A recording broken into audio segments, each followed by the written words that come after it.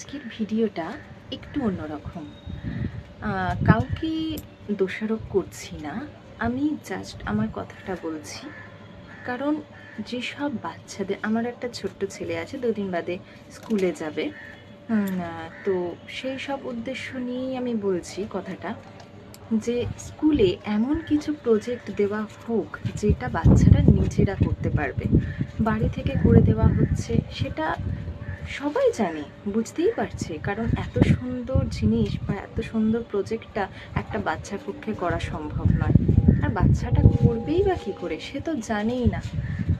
তাদের সামর্থ্য মতো এমন কিছু প্রজেক্ট করতে দেওয়া হোক, এবং সেটা স্কুলেতেই যদি করানো হয় খুবই ভালো।